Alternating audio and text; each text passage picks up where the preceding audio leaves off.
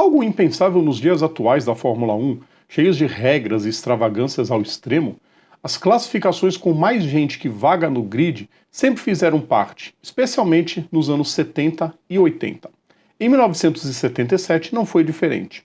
Depois de perder o título da temporada de 76, devido ao gravíssimo acidente em Nürburgring e de acertadamente abandonar em Fuji por conta do temporal, Niki Lauda estava determinado a faturar o bicampeonato e calar a boca dos críticos, inclusive de dentro da Ferrari, algo que ele conseguiria ao final daquele ano.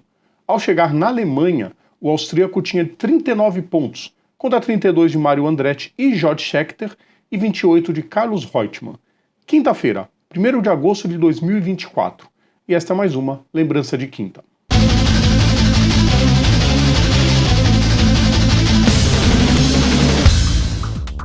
Salve a todos os nossos ouvintes, salve a todos os nossos seguidores, sejam todas e todos bem-vindos, eu sou Rodrigo Vilela, está começando mais uma Lembrança de Quinta, hoje é dia de TBT, dia da gente recordar mais um momento clássico das pistas. Antes da gente começar, o pedido que eu faço sempre para vocês, deixem um like nos nossos vídeos, compartilhem nosso conteúdo, inscrevam-se no nosso canal e ativem as notificações, você sabe que isso ajuda muito a gente. Depois da quase fatalidade com Lauda, um ano antes, a etapa alemã foi movida para Hockenheim, que só havia sediado um GP, em 70.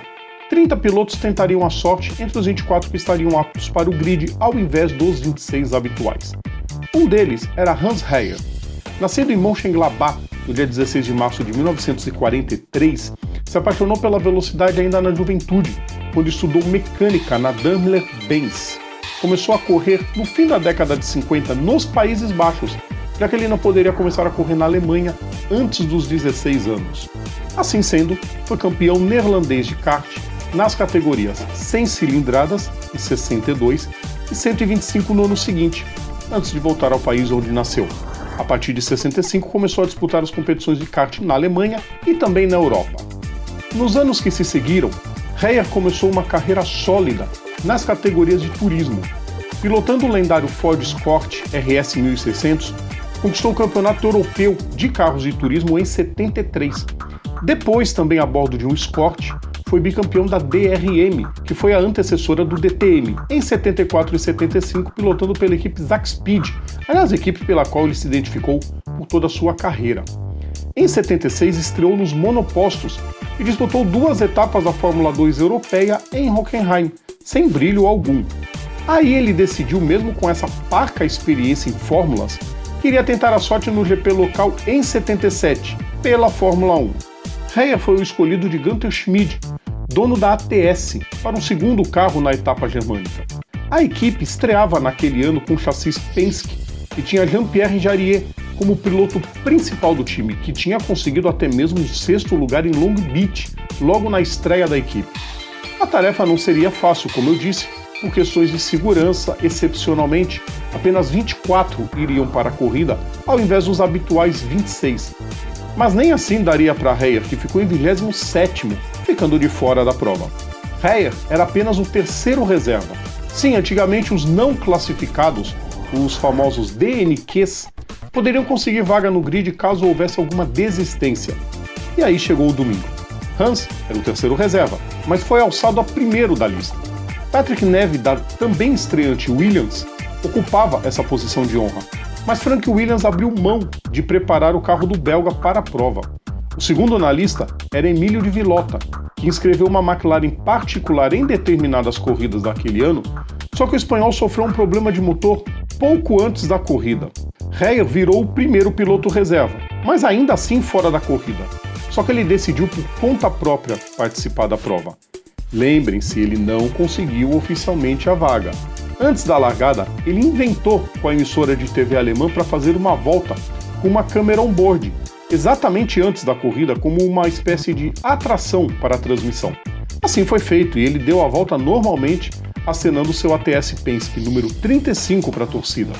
Só que aí, ao completar a volta, ao invés dele entrar nos boxes, ele reduziu e parou de forma perpendicular, exatamente antes da mureta de proteção começar.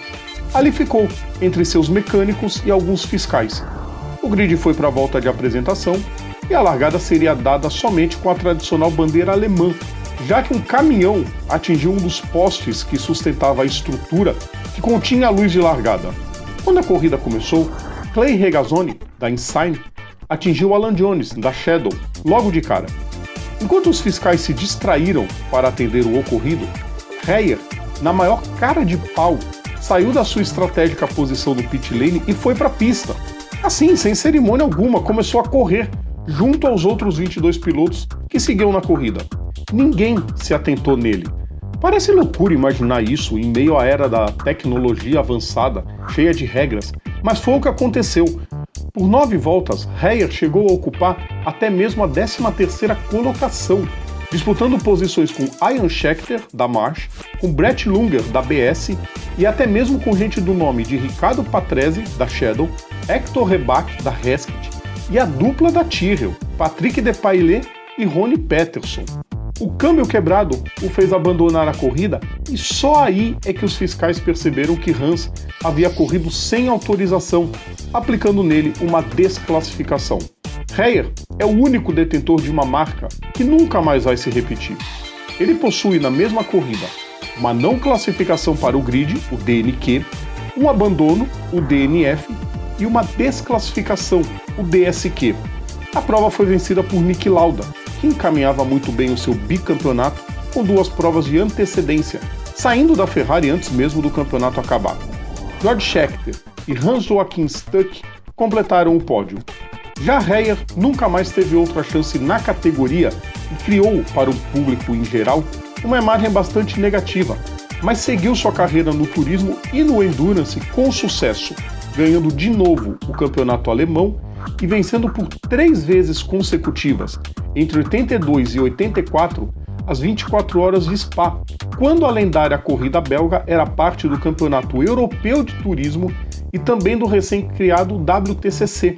Também tem no currículo uma vitória nas 12 horas de Sebring. Ele se aposentou das pistas em 97, depois de 30 anos de carreira e 999 corridas disputadas, incluindo aí participações nas 24 horas de Le Mans. Em 2004, o diretor da Volkswagen, Chris Nissen, convidou Reyer para a etapa de Nürburgring da ADAC Polo Cup para que o piloto completasse a sua 1000ª prova na carreira, que foi muito boa e com relativo sucesso. Mas é quase certo que hoje em dia, aos 81 anos de idade, ele ainda conte para a família do dia que resolveu invadir a pista e disputar, ainda que sem autorização, uma corrida de Fórmula 1. Confesso para vocês, pessoal, eu estava esperando muito o dia dessa gravação chegar para poder falar dessa corrida. Porque é algo que você não imagina hoje em nenhuma categoria mais. Nenhuma. Por uma atitude dessa que o Hans Reyer teve de simplesmente invadir a pista e começar a correr. Primeiro que ele nem entraria no carro, na pista nos dias de hoje. Isso é impensável. Muita gente vai falar, o Graham Rahal ano passado na Indy 500 foi bumpado do grid e correu. Mas ele correu porque o Stefan Wilson se acidentou e a equipe chamou o Graham Rahal. Não tem nada a ver com o que o Reyer fez naquela prova em Hockenheim. É impossível isso acontecer. Essa é uma das certezas da vida. Uma das certezas que todo mundo vai partir, das certezas que o céu fica azul de manhã e que nunca mais um piloto vai correr sem autorização na Fórmula 1. Essa história tinha que aparecer aqui de qualquer jeito e ainda bem que chegou a data de colocar esse vídeo. Semana que vem é a vez de personagem, então a lembrança de quinta volta daqui a 2 semanas. Lembrando sempre, todo o nosso conteúdo está no YouTube, está nas plataformas digitais ou então assinando o nosso feed, is.gd/programa Papo Veloz. Sigam também nossas redes sociais, é só procurar a gente por PGM Papo Veloz. Um grande abraço a todos e lembrando que amanhã tem aquecimento, a partir das 9 da noite a gente espera vocês. Grande abraço a todos. Tchau!